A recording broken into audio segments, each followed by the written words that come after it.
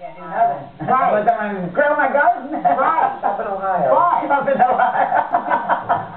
But, for the sake of argument here, you can't go to Ohio. I can't go to Ohio. Gas prices. Exactly, exactly. So now, somebody says, you know what, this is nuts.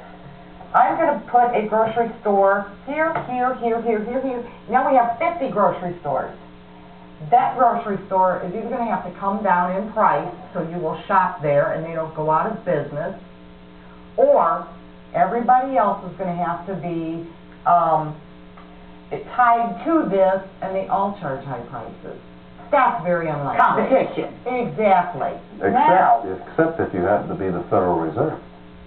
Ta-da. So you're that main first store Right here. And you control everything else. Control of the price. And your meetings are secret, so we don't know if they're back there laughing at us. Ah, look, we just bought this money for $2 and we get to give it to them. I never got my question answered. I threw that question out about why would Congress do that, and I just have a little input here, and I want to see what you say about it. But from my understanding, anyway, this was done like back in 1913, and it was during a time when everybody went home on holiday, Christmas recess. Christmas time. So there was just a handful of people. It wasn't all of Congress. We did have some good guys in there, and hopefully we still do, that will wake up if they're notified. But a handful of people can change the whole country if you don't keep, your eye on them all the time. Kind of like the Patriot Act, right? Yeah, kind of like the Patriot, NAFTA, a lot of those things. But a few people during a holiday, during a recess, had this goal in mind. And why would they even do it?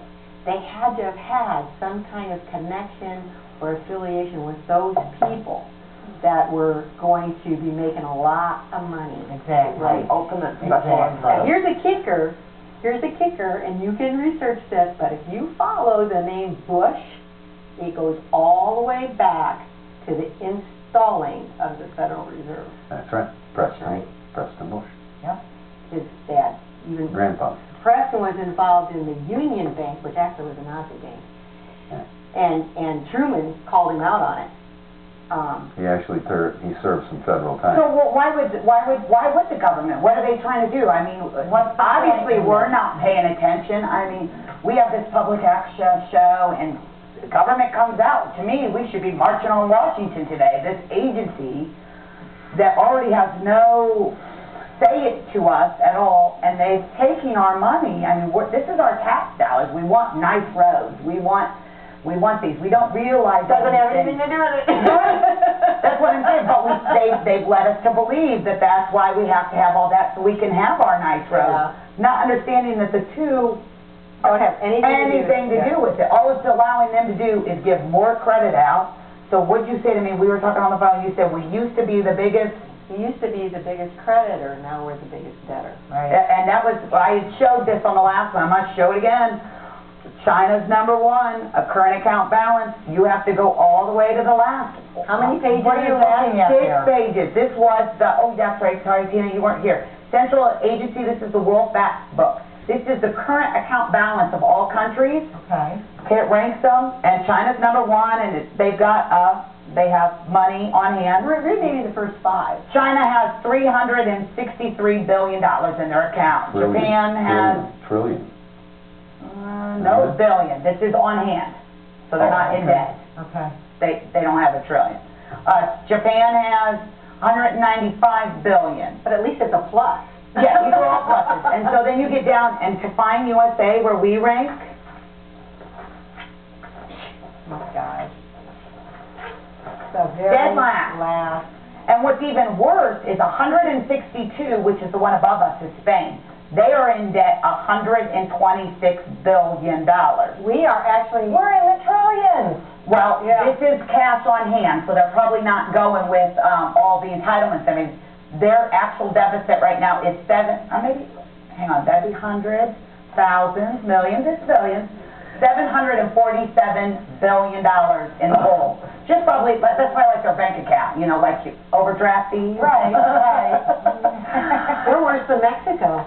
Yeah, think if you had that in overdraft, if you had that in your bank. Well, no wonder they want to merge with Canada and Mexico and make us what's it called? NAU, North American Union. Some people have proposed that, you know, I'm not telling anybody they have to play. They said that's a way to get the Amero here. I don't know what they're trying to do, but what I do know is if you look at prices, I've never understood inflation. I know we're going to run out of time, so I'm not going to get inflation. We have to talk about that. That's why milk is now $3 a gallon.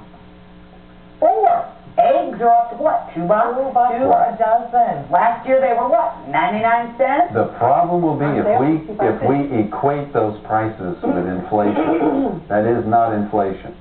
Inflation is a creation of make-believe currency. That's the supply and demand. You have too much. That is the evidence of inflation. The price of gas has not gone up. The value of the pieces of paper that you carry around with you to pay for it have gone down. But they sell it as, oh, prices just rise. That's the way it works. I thought that. And that's how they sell it, and that's what we believe. Because that's what we're taught. It's amazing. An annual inflation rate of 7 to 8% has resulted in a doubling of fossil fuel prices. How does that equate? Thank you. It doesn't work that way. And that's I'm like, because... saying over 1,000 equals 17? Yeah, and it's done by selectively choosing the indicators for inflation and leaving out certain indicators. Okay, so you only get... we talk about a lot of things. We need to come up with some solutions. They're trying to give this agency more power. Well, I'm calling my congressman. Everybody should be. Mike Pence is mine. I'm in 6th District. You guys are... 3rd District, Mark Souter. And do you know who yours is? Yeah. Who's your guy? I haven't saved at home. We're going to have to find out from Rachel. He's the way up. Well, I think it's Bob Latta. Well, in case we don't get back to it, okay, I wanted to read this quote the worst day from Absolutely. William Simon, but we probably